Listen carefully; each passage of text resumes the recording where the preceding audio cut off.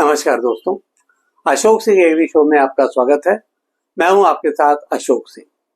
जापानी फल को रामफल या परसिमन के नाम से भी जाना जाता है।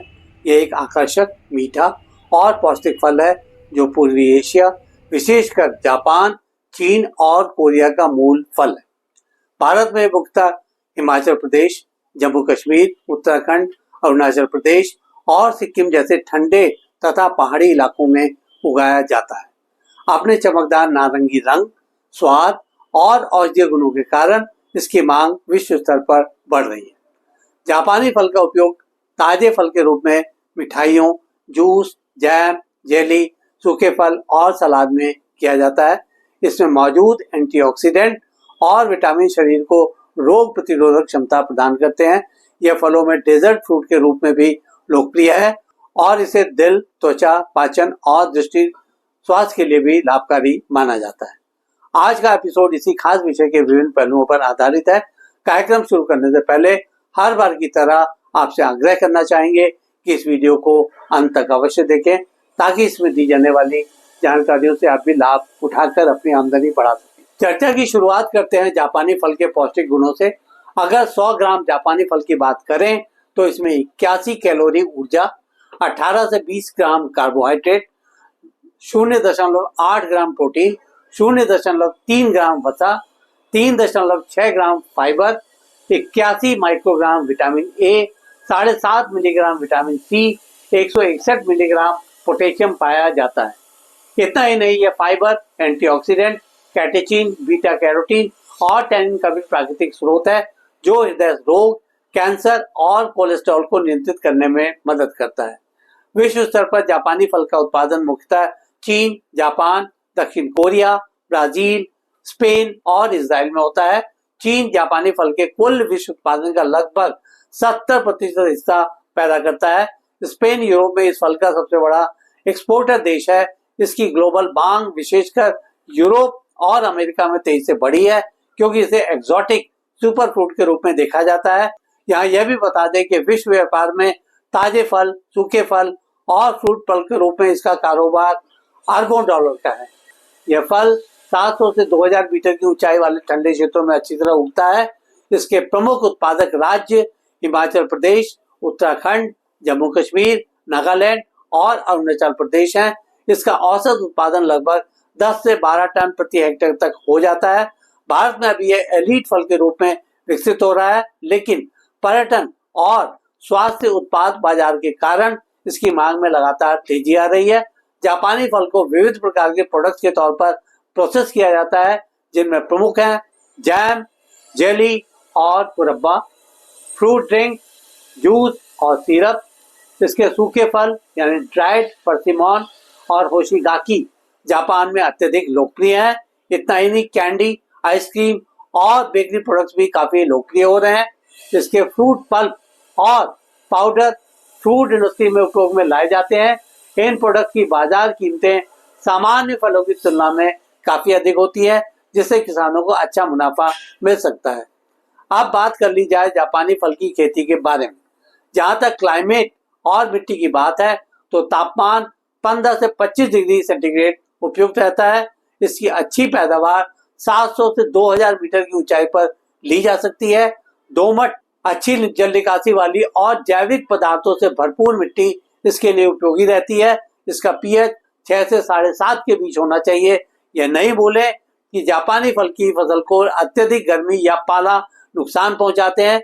मुख्य तौर पर कलम, ग्राफ्टिंग या बडिंग से इसके पौधे तैयार किए जाते हैं। नर्सरी में पौधे तैयार कर बरसात के बाद खेत में रोपाई की जाती है। रोपण दूरी 5x5 मीटर रखी जाती है। प्रति पौधा 20 से 25 किलो गोबर की खाद, 250 ग्राम नाइट्रोजन, 150 ग्राम फास्फोरस, 200 ग्राम पोटाश दी जाती है। पौधों की प्रारंभिक अवस्था में नियमित सिंचाई आवश्यक है। फूल और फल लगने के समय नमी का विशेष ध्यान रखा जाता है। खरपतवार नियंत्रण और मल्चिंग से नमी बनाए रखना फायदेमंद होता है। इस पर कई तरह के रोगों और कीटों का हमला होता है। फ्रूट रॉट यानी फल गलन रोग बोट्रिटिस सिनेरिया कवक से होता है। इसके कंट्रोल के लिए कार्बनडाजिम का छिड़काव करना फायदेमंद रहता है। पूरी तरह पके फल नरम होते हैं, इसीलिए सावधानी पूर्वक हाथ से इन्हें तोड़ना चाहिए। ताजे फलों को 1 से 2 डिग्री सेंटीग्रेड तापमान पर 3 से 4 सप्ताह तक सुरक्षित रखा जा सकता है। अब भारत और विदेशों में विकसित जापानी फल की प्रमुख किस्मों पर भी एक नजर डाल लेते हैं। फुयू किस्म में बिना कसैलेपन लिए मीठा फल होता है। हाचिया रसदार और स्वादिष्ट फलों की किस्म है। जीरो का कठोर गूदा होता है और बाजार में अधिक पसंद किया जाता है। ताने नाशी बिना बीज वाली किस्म है। इमोटो और सरुगाकी जापानी किस्में हैं जो ठंडे क्षेत्रों के लिए उपयुक्त हैं। वर्तमान में हिमाचल और उत्तराखंड में फुयू और जीरो किस्मों की व्यावसायिक खेती हो रही है। जापानी फल पर जारी अनुसंधान कार्यों और उपलब्धियों पर भी गौर कर लेते हैं। डॉक्टर वाई.एस. परमार बागवानी विश्वविद्यालय नौनी यानी सोलन द्वारा जापानी फल पर कई अनुसंधान किए गए हैं। ICAR और NBPGR संस्थानों द्वारा नई किस्मों के जड़ प्लांट संरक्षण पर कार्य हो रहा है। इतना ही नहीं, इस फल की प्रोसेसिंग, पोस्ट हार्वेस्ट तकनीक और वैल्यू एडिशन पर भी निरंतर शोध जारी है। इस विशेष फल की खेती करने के इच्छुक साथियों की जानकारी के लिए इसकी आर्थिकी पर भी बात कर लेते हैं। इस पर प्रति हेक्टर लागत लगभग 2.5 से 3 लाख पहले 3 वर्षों तक आती है। 3 से 4 वर्षों में फलन प्रारंभ हो जाता है। इसका उत्पादन 10 से 12 टन प्रति हेक्टर तक मिल जाता है। इसका औसत बाजार मूल्य 100 से 150 रुपए प्रति किलोग्राम ताजा फल का मिलता है। इस प्रकार 5 से 6 लाख रुपए प्रति हेक्टर शुद्ध लाभ बाजार और फल गुणवत्ता के आधार पर मिलना संभव है।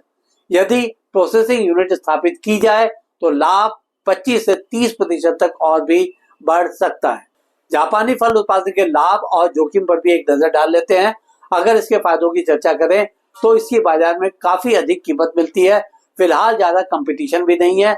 यह स्वास्थ्यवर्धक फल है और एक्सपोर्ट की अच्छी संभावना है।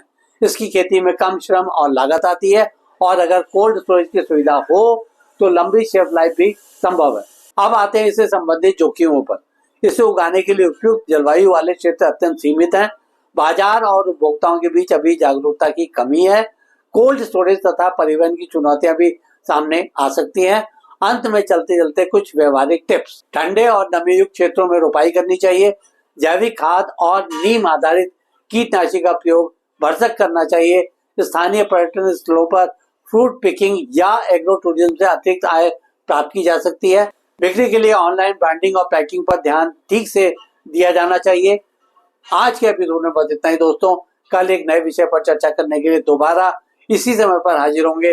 दोस्तों, अगर आपको वीडियो पसंद आया हो तो इसे लाइक करें, शेयर करें और हमारे चैनल को सब्सक्राइब करना ना भूलें। आपके पास कोई सवाल या सुझाव हो तो कृपया कमेंट बॉक्स में लिखें। हम आपके सवालों का जवाब देने के लिए हमेशा तैयार हैं। कल फिर आपसे मुलाकात होती है।